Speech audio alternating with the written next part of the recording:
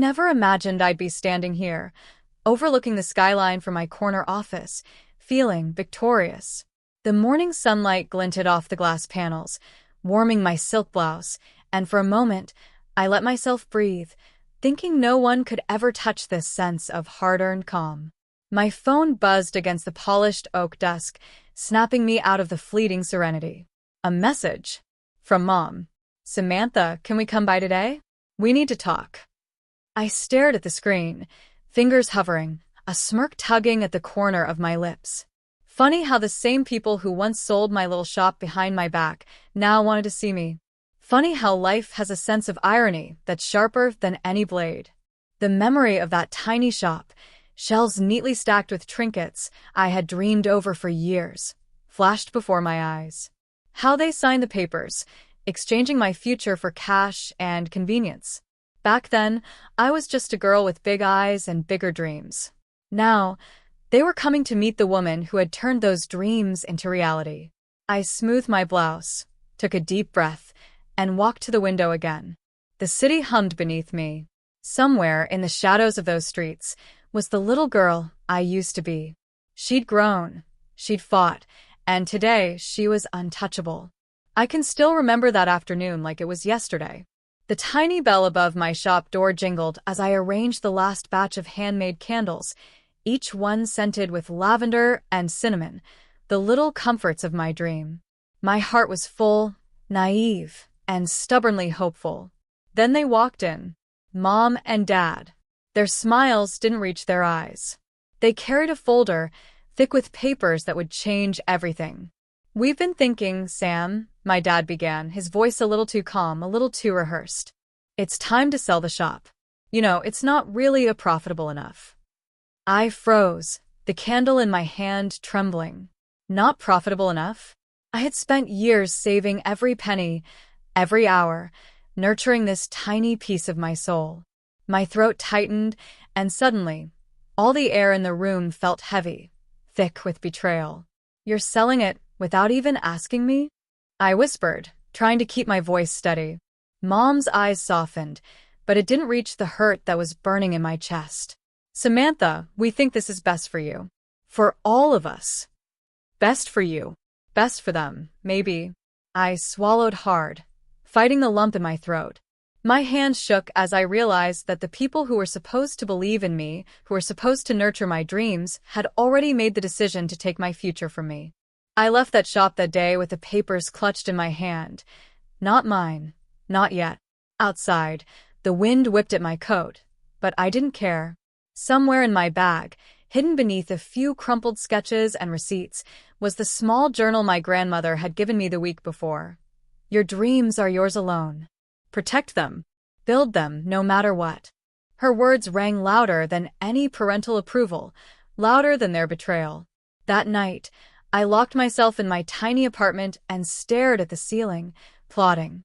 I would make them see that taking my shop did not mean taking my dreams. That their underestimation of me would be the fuel I needed. I didn't know how yet. I didn't know when. But I knew one thing. I would rise. Alone if I had to. I started small. Tiny apartments, cramped offices, second-hand furniture, and a laptop that had seen better days. Every night, after a long day of temp work, I'd return to my makeshift headquarters and plan. Candle by candle, I began rebuilding what they had taken from me. But this time, bigger, bolder, untouchable. It wasn't easy. There were nights I cried over spreadsheets, wondering if I had overestimated myself. Nights I questioned whether anyone would ever take me seriously. The world is kinder to men with ambition than women chasing dreams, I learned quickly. But I had a mentor, Clara Hastings, a sharp, seasoned businesswoman with a no-nonsense attitude and an uncanny way of seeing potential in people others overlooked. "You've got fire, Sam," Clara said the first time we met. "But fire alone won't make a business last. Strategy will. Discipline will. And courage. You've got all three. Use them." Her words became a lifeline. I soaked up every lesson, every hard truth, every late-night critique, knowing it was shaping me into someone unstoppable. Slowly, I learned the art of negotiation, marketing, and investment. Slowly, I started attracting clients who believed in me, who saw my vision for what it was. The first big win was modest, but it felt monumental. A local boutique ordered my custom gift lines for their stores. I still remember the moment the contract was signed, the way my hands shook, the excitement coiling in my chest like electricity. Then came another, and another. Each small victory stacked on the next, slowly building the empire I had dreamed of behind closed doors. I kept it secret. From Mom. From Dad. From anyone who might have doubted me again. My social media posts were modest, my updates carefully curated. I wasn't hiding because I was ashamed. I was hiding because I knew the reveal would be sweeter when the time came. And I grew, not just financially, but in confidence. I learned to trust my instincts, to listen when others dismissed me, and to fight silently when obstacles appeared. I bought a small property first, then a second. I rented spaces, negotiated deals, and watched as my investments grew like seedlings into towering oaks. By the time I walked into the mall's main office for the first time as its owner, it was more than just bricks and glass. It was a testament. A testament to every long night, every lonely tear, every no I had been told. This was mine. Mine because I refused to let someone else's judgment dictate the limits of my life. And yet, the thought of my parents, expecting to see the same girl who had once cried over their betrayal, made my chest tighten with a mixture of anticipation and irony. Soon they would see. Soon, they would meet the woman their decision had inadvertently created. The day finally came. I had arranged it carefully, every detail considered, every corner of my office reflecting not just wealth, but the journey it had taken to get here. Expensive artwork lined the walls, custom furniture gleaming under the soft glow of the recessed lights. Personal touches, framed photos of early shop days, sketches of products, and a small lavender candle burning quietly on my desk, told the story only I could fully appreciate. When the bell at the door chimed, my pulse quickened. I didn't need to turn. I knew who it was. Mom and Dad stepped in, hesitant, smiling nervously as if entering a stranger's home.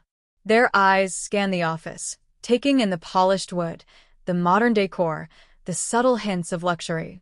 I let them take it all in, giving their senses time to catch up to reality. Finally, I spoke, calm and controlled. "Welcome. I'm glad you could come."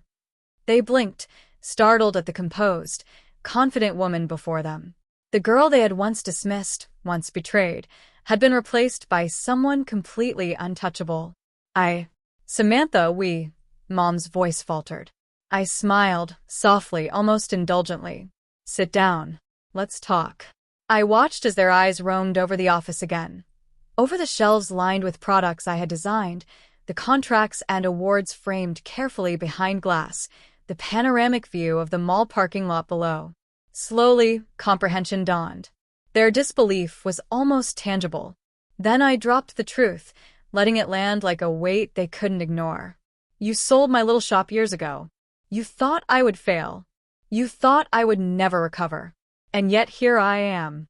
I don't just run a successful business. I own them all. Every store, every lease, every investment I built from the ground up alone." They froze.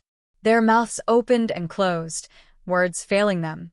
I could see the shame, the guilt, the surprise, all wrapped up in one confusing tangle. My father's jaw tightened. My mother's hand flew to her chest, as if to hold her heart. "You own it," Dad finally whispered, disbelief lacing every syllable. I nodded, calm, letting the moment stretch. "Yes." "And the little shop you sold? It's now part of my property portfolio. It's mine. All of it." I could see the internal reckoning on their faces. The same people who had underestimated me, who thought they had removed a girl's dream, were now confronted with the unstoppable reality of her rise. The irony was not lost on me. I had taken the loss, the betrayal, and turned it into fuel that propelled me far beyond their imagination. I stood, walking slowly to the window, letting the sunlight catch my hair and my expression. "You wanted to see me, to talk. Now you can see who I am." The woman you tried to break. The woman who refused to stay broken. And you can also see that underestimation is a dangerous thing. Mom's eyes shimmered with tears, Dad's hands clenched and unclenched. Their pride, shame, and astonishment swirled visibly in the air. For the first time, they weren't in control. For the first time, the power had shifted entirely. I let the silence stretch a beat longer before continuing. I'm not angry anymore, but I am in charge now. And that means I paused, letting the weight of it settle. If you want a place in this world with me, there will be conditions. And just like that, the game had changed. The little girl they had underestimated was gone. The woman standing in front of them, powerful and untouchable, was all that remained. I leaned back in my chair, letting the silence stretch a little longer. Their eyes were fixed on me, searching for the girl they had once known. But she wasn't here. She had been replaced by someone who understood power, accountability, and the price of independence. I'm willing to help you, I began, my voice calm but unwavering. But things will not go back to the way they were. There are rules, conditions you need to respect if you want to be part of my world, or my life. Mom swallowed hard. Dad's hands were folded on the desk, knuckles white. I let them simmer for a moment before continuing. First, I said, there will be honesty. No more hiding, no more manipulating, no more dismissing anyone's dreams, including mine. Every conversation, every decision will be transparent. Mom nodded slightly, a tear slipping down her cheek. I could feel the relief that she wanted to change, but also the fear of facing accountability. Second, I continued, you will support the people around you in ways you never did before. That means helping others grow instead of standing in their way, especially when it comes to work or personal goals. You will learn to be mentors, not critics. Dad's jaw tightened. I knew he felt the weight of his past mistakes. And third, I said, my tone softening just a fraction, you will pursue your own growth. No one should live their life through guilt or nostalgia. Therapy, personal development, volunteer work, whatever it takes. You will respect your own potential as well as mine. I leaned forward, letting my gaze hold theirs. If you can do this, if you can genuinely commit, you will have my support. You will have a place in the business and a place in my life. But know this, I will not tolerate old patterns. I will not allow the past to repeat itself. The room was quiet except for the faint hum of the city below. I could see the wheels turning in their heads, the reality of my terms sinking in. Change would not come overnight, but at least the path was clear. Finally, I let a small smile cross my face. I am not here to punish you. I'm here to protect what I built, and to help you build yourselves. That's the balance now. Compassion, yes, but never at the expense of strength or respect. Mom reached out, her hand brushing mine briefly. Dad's shoulders relaxed ever so slightly. I could see the first glimmers of understanding, of acknowledgement, of willingness. They were not completely transformed yet, but they were ready to start. For the first time in years, I felt a calm satisfaction. The power had shifted, yes, but in a way that felt right. I had not just claimed my empire. I had claimed the right to define relationships on my own terms. And that was the most empowering victory of all. Weeks passed. Slowly, steadily, I watched the changes unfold. Mom signed up for business courses, learning to manage aspects of the mall I had delegated to her, her confidence growing with each new skill. Dad volunteered at a local community center, mentoring young entrepreneurs, his pride now rooted in helping others instead of controlling them. I walked through the mall one afternoon, passing the stores that had once been my tiny dreams, now thriving under my ownership. The scent of fresh coffee, the soft hum of shoppers, the laughter of a small child in a boutique, it all felt alive, like a living testament to what perseverance could achieve. I paused by a display in the center of the mall, a small lavender candle burning quietly, my grandmother's gift from years ago. I smiled softly, remembering her words. Your dreams are yours alone. Protect them. Build them, no matter what. That same candle had guided me through nights of doubt, through the sting of betrayal, through every lonely challenge. And now, it sat here as a symbol of all I had accomplished, silently affirming the woman I had become. Sitting in my office later, I allowed myself a rare moment of quiet reflection. The pain of being dismissed, the frustration of being underestimated, the fear of failure, it had all shaped me. Every setback had been a lesson, every lonely night a forge that tempered me into someone capable of claiming her own destiny. And yet, I realized something more profound.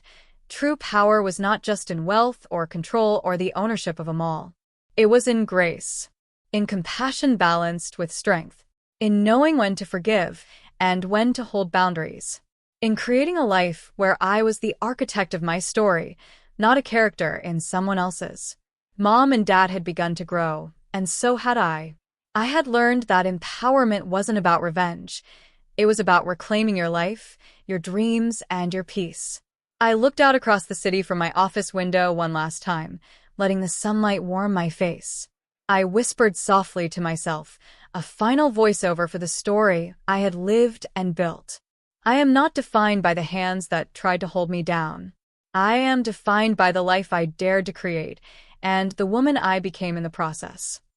And with that, I turned back to the work ahead, knowing I had everything I needed: strength, independence, and grace.